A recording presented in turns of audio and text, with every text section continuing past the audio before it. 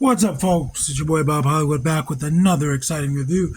Today's review is going to be of this G.I. Joe Classified Series, Python Patrol, Cobra, Copperhead. I know nothing about this guy. I just know that this is a figure that I bought from Target some point back. There's a sticker for $12.49 on it. I thought that was a decent enough price. I will tell you, I bought this the same time I bought, not Jinx. I want to say Jinx. Akiva, something like that. The female figure that we did back in like May, I think it was. Anyway, so I've had this guy for a few months, finally getting around to doing him, and I wouldn't have bought him if he wasn't clearance. I don't really care for like the nameless, faceless characters. I'm assuming his name is Copperhead. He's not just a trooper, but I don't know anything about him. I'm going to find out about him. You see on the front of the box, besides that clearance sticker from Target, you see artwork of the character, and then you see Hasbro posing the figure itself. You see that Python Patrol logo. There is another Copperhead that's not Python Patrol. On the left side of the package, you see his number in the case or in the set 96. You see his little file card information. See another picture of the figure. It's the same picture, but it's in not black and white, but it's monochrome, I guess. On the right side of the box, you see a larger image of the characters. Same image, G.I. Joe 96, top G.I. Joe Classified Series. On the bottom, legalese, as well as a barcode. And on the back, we see the figure, see the Python Patrol logo. I don't know the significance of that. We'll figure it out, but you also see his file card information there, as well as legalese. All right, folks, so I'm going to BRB. I'm going to free him from his plastic prison. And just like that, we are back. You see he comes with several accessories. It looks like 4 accessories. Looks like there's a holster here. And it has a peg hole, I'm assuming, for his back. So, let's see how that works. We pop that in. That went in no problem. I'm guessing it's for this machete. Actually, nope. I think the machete goes here, but we'll get to that. I'm trying to figure out which weapon goes on this holster. Wouldn't be that one. So I'm guessing that doesn't really make sense to me. So maybe it is this bigger gun. That fits better. It's weird. It's like, why would you put that on your back?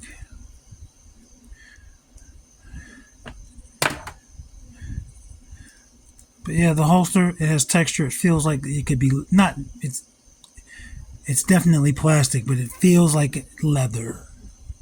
It looks like we got the bullets there. So I guess it does make sense with this being a revolver. I like this gun. Whoops. It's a revolver with a scope. Gold revolver, black handle. It does not have that same leather texture as this. It's just plastic. That would have been cool. The scope is black as well. Let's see. He has, well, both of his hands have trigger fingers to a degree. But let's present his right hand, since the holster for the other gun is on that right side. And there he is holding it. I like this gun. I like this gun a lot, actually. I'm going to pop it back in this holster. Maybe I'm going to see if I can get it closed.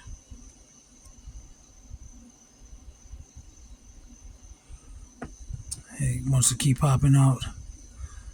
I think that's a silly place to have a holster. Like, that's a silly place to have a gun, if I'm being honest. Let's look at his other gun.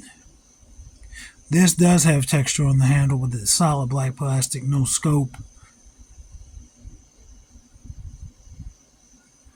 And this is for the holster on his hip.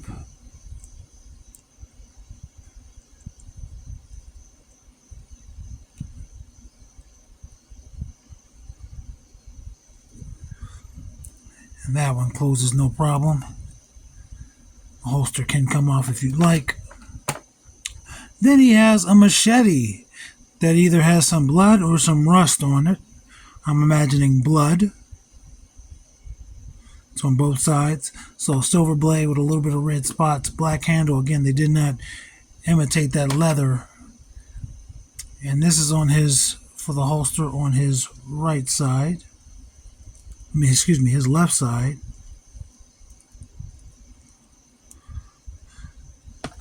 Whoops, just bent it.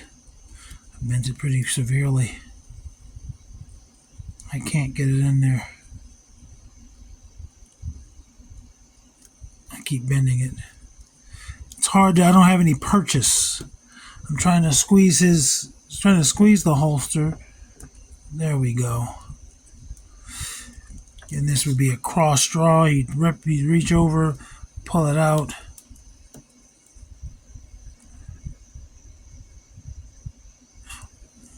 Or maybe it's backwards. I don't know. Either way, I think that's dangerous.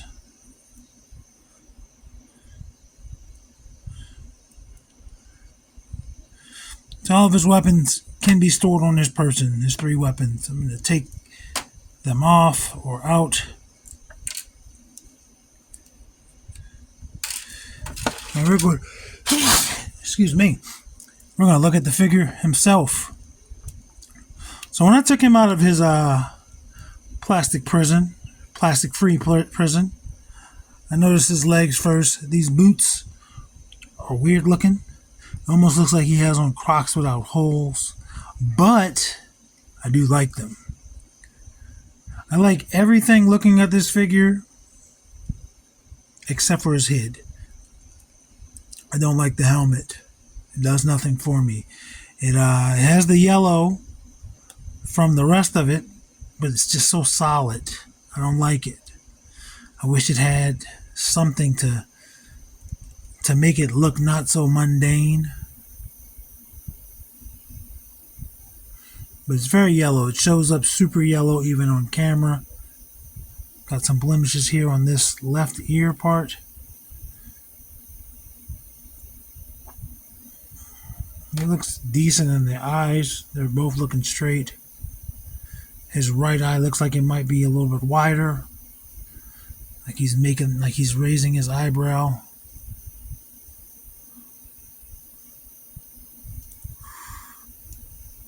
And just looking at the figure on the packaging, he didn't stand out to me, but I do like it from shoulders down. Again, these boots are weird, but I like them. Got the yellow and the green. Horrible colors. Nothing. When I was younger, yellow and green were my 2 favorite colors. He does have some red there on his wrist to break it up. It's a darker red, darker than the holsters here. It's almost like the same color red that's on this Python Patrol. It's darker than the red that's here on his mask. I just don't like this head sculpt. Well, the color. And again, I'm not big on like the faceless characters. Like Storm Shadow's cool. Crocmaster's cool. But this just seems bland to me. That's that thing on the box. I'm just now noticing that it's like a belt buckle. That's cool. I don't know why they felt the need to highlight it on the packaging. It can't come off. I mean, it's a part of his diaper. And this holster for the blade is also attached. It's like glued right here. But this holster on his chest can come off. And then the holster on his thigh can come off. And you saw me fidgeting with these bands. They can go up or down and obviously come off if you pull them all the way down. Might need to take the hands off, but they will come all the way off if that's what you desire. Let's go over his articulation. His head starts there. It's going to be on a double ball joint there. So there's a joint in the neck. There's a ball in the neck, and there's a ball in the head. There's a ball in the neck. I kept on pointing to the wrong section. It's like most people say scratch when they mean itch, and itch when they mean scratch. So he looks up really good. Doesn't really look down much, but he rotates 360 at the top of that neck, and also at the bottom. That one's a little bit tighter, but he does fully rotate there. Gives you some tilt. Check out his butterfly pose. Check out his T-pose. Does really good. He also has a butterfly joint in there. It's going to rotate at the 360 at the shoulder. It's going to rotate 360 at the bicep. You see these bands keep coming down. And I'm trying to see how I like it, but they break up the sculpt. So they do give it so you're not just looking like that too much. Double jointed elbows with no pins. That's the best he can do. It's just slightly better than 90. Rotate to the wrist. This wrist wants to come out. It pops in and out, no problem. He has vertical joints, vertical hinges on both wrists. So that's cool. That's not usual. For his torso, he's got some ab crunch in there. That's him going forward. That's him going back. He's also going to rotate. Let me speak too soon. He should rotate there. That was really tight. But it also gives him additional motion, range of motion. Obviously, with G.I. Joe figures, they got the drop-down hips. So, wow, he busted open. He busted open, bro. Crotch almost touching the ground. His foot goes forward that much. You see it kicks out some to the side. Goes back that much due to the dropping of the hip. Thigh swivel, 360 there. Kind of tight. Knees, double jointed pinless, not very tight. Not loose, but there's no resistance there. And then he's got that boot cut. And he's also going to have a forward-facing pin for rocker. And it swivels there. Let's get my man's height.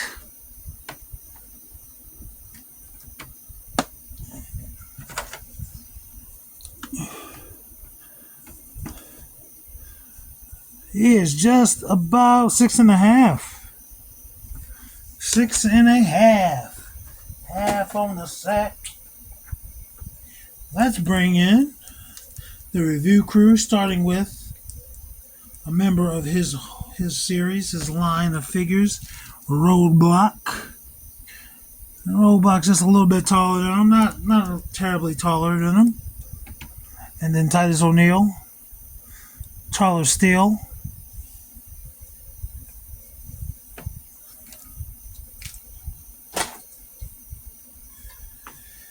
Let's bring in Vixen and Andra.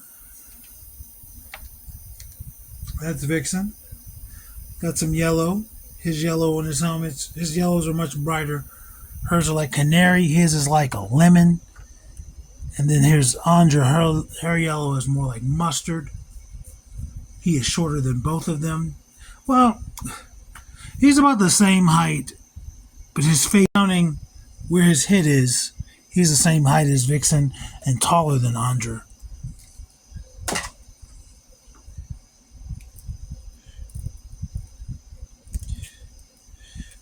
John Jones. I just touched my beard and then touched him, so it looks like he's got oil on his chest. And then Devin. John Jones is technically shorter, but again, if you're doing eye level, he's looking at Copperhead's forehead as opposed to his eyes. He's probably going to be the same way. I think Killmonger might be slightly shorter. Yeah, they're more eye level. And then we have Winston Zeddemore. Their greens aren't too dissimilar. They're not exactly the same, but they're not terribly different.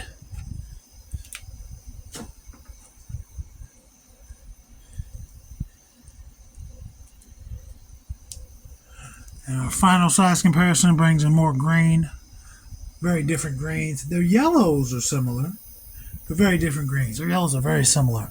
And then Lando. So this is Lucio. I'm sorry, I don't know if I said the name. And this is Lando. Those yellows actually go really well together. Both of these yellows match really well. These greens are different, but those yellows, these are the same yellow. And so it's yellow and black. That's kind of cool. Anyway, there's this figure. I don't know how I feel about him. He's cool, but he's just a basic guy to me. I don't know how he fits in the Holly world. But he does come with some cool accessories. Love this gun. And this machete is not too shabby. So there's that. Action figures speak louder than words.